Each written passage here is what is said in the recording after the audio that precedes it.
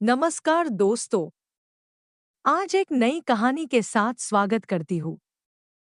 प्राचीन काल में एक अत्यंत धनी व्यापारी था। एक बार वह व्यापारी किसी काम में घोड़े पर बैठ कर चल दिया।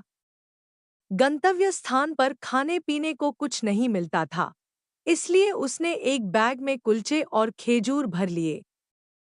चौथे दिन कुछ दूर चलने पर एक निर्मल तालाब देखकर उसकी विश्राम करने की इच्छा हुई।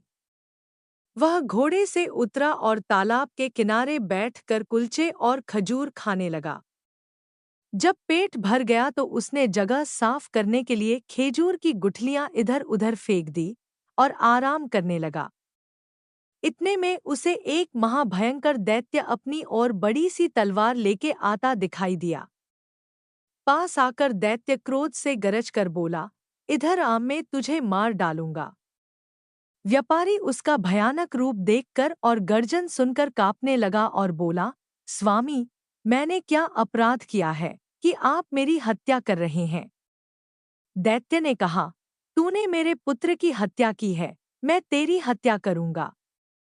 व्यापारी ने कहा, मैंने तो आपके पुत्र को देखा भी नहीं। दैत्य बोला, क्या तू अपना रास्ता छोड़कर इधर नहीं आया?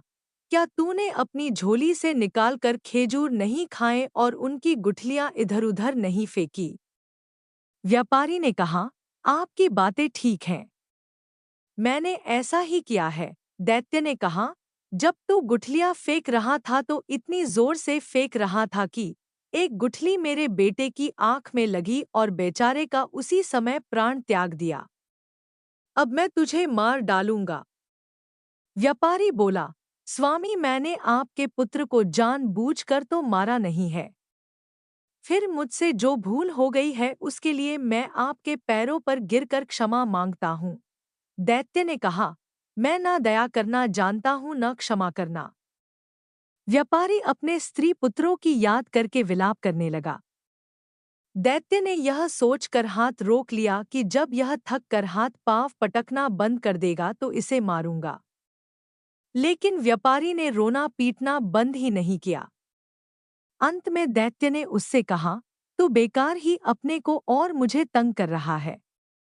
तू अगर आंसू की जगह आंखों से खून बहाए तो भी मैं तुझे मार डालूंगा। जब व्यापारी ने देखा कि दैत्य मुझे किसी प्रकार जीवित नहीं छोड़ेगा तो उसने कहा, स्वामी, मुझे इतना अवसर तो दीजिए कि मैं घर जाकर अपने स्त्री पुत्रों से विदा ले लूं और अपनी संपत्ति अपने उत्तराधिकारियों में बांट आऊं ताकि उनमें संपत्ति को लेकर लड़ाई झगड़ा ना हो। मैं प्रतिज्ञा करता हूं कि यह सब करने के बाद मैं इसी स्थान पर पहुंच जाऊंगा। उस समय आप जो ठीक समझे वह मेरे साथ करे। दैत्य ने कहा, यदि मैं तुम्हें घर जाने दूं और तुम वापस न आओ फिर क्या होगा? व्यापारी बोला, मैं जो कहता हूं उससे फिरता नहीं। फिर भी यदि आपको विश्वास ना हो तो मैं उस भगवान की, जिसने पृथ्वी आकाश आदि सब कुछ रचा है, सौगंध खाकर कहता हूँ कि मैं घर से इस स्थान पर अवश्य वापस आऊंगा। दैत्य ने कहा, तुम्हें कितना समय चाहिए? व्यापारी ने कहा, मुझे केवल 1 वर्ष की मोहलत चाहिए जिसमें मैं अपनी सारी जायदाद का प्रबंध करके आऊं और मरते समय मुझे कोई चिंता ना रहे। मैं प्रतिज्ञा करता हूँ कि वर्षों परांत मैं इसी स्थान पर आकर स्वयं को सब दूंगा। दैत्य ने कहा, अच्छा, मैं तुम्हें 1 वर्ष के लिए जाने दूंगा, किंतु तुम यह प्रतिज्ञा ईश्वर को साक्षी देकर करो। व्यापारी ने ईश्वर की सौगंध खाकर प्रतिज्ञा दोहराई और दैत्य व्यापारी को उसी तालाब पर छोड़कर अंतर्ध्यान हो गया। व्यापारी अपने घोड़े पर सवार होकर घर को चल दिया। कभी तो वह इस बात से प्रसन्न होता कि वह अभी तक जीवित है और कभी 1 वर्ष बाद की निश्चित मृत्यु पर शोकातुर हो उठता था। जब वह घर पहुंचा तो उसकी पत्नी और बंधुबांधव उसे देखकर प्रसन्न हुए, किंतु वह उन लोगों को देखकर रोने लगा। जब व्यापारी का चित्त संभला और उसके आंसू थमे तो उसकी पत्नी ने कहा, हम लोग तो तुम्हें देखकर प्रसन्न हुए हैं, तुम क्यों इस तरह विलाप कर रहे हो? व्यापारी ने कहा, मेरी जिंदगी और 1 ही वर्ष है, फिर उसने सारा हाल बताया और दैत्य के सामने ईश्वर को साक्षी देकर की गई अपनी प्रतिज्ञा का वर्णन किया। यह सारा हाल सुनकर वह सभी रोने पीटने लगे। दूसरे दिन से व्यापारी ने अपना सांसारिक कार्य आरंभ कर दिया। उसने सबसे पहले अपने ऋणदाताओं का धन वापस किया। उसने अपने मित्रों को बहुमूल्य भेंट दी। फकीर साधुओं को जी भर कर दान किया। बहुत से दास दासियों को मुक्त किया। उसने अपनी पत्नी को यथेष्ट धन दिया और संतानों में संपत्ति बांट दिया।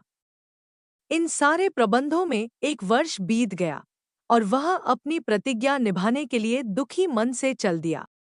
अपने सगे संबंधियों से विदा लेकर व्यापारी चल दिया और कुछ समय के बाद उस स्थान पर पहुंच गया जहां उसने दैत्य से मिलने को कहा था।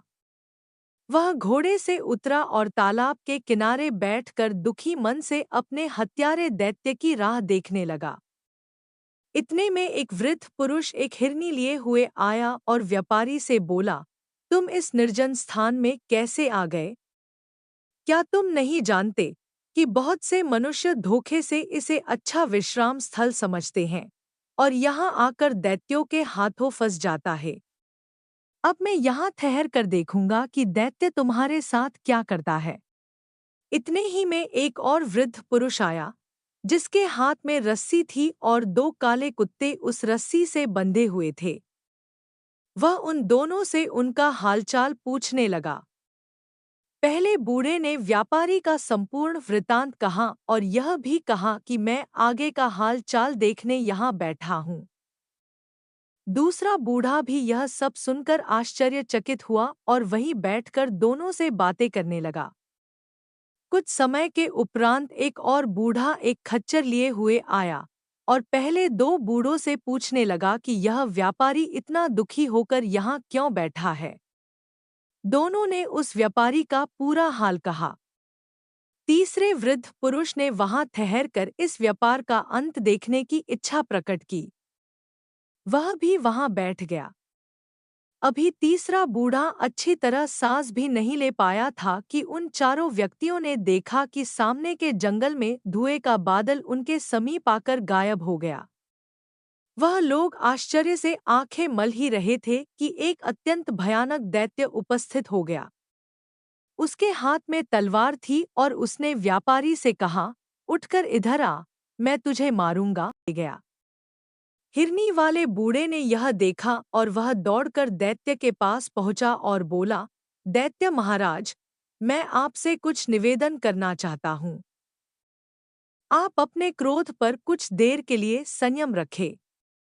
मेरी इच्छा है कि मैं अपनी और इस हिरनी की कहानी आपको सुनाऊं। किंतु कहानी के लिए एक शर्त है। यदि आपको यह कहानी विचित्र लगे और पसंद आए तो आप इस व्यापारी का अपराध क्षमा कर देंगे।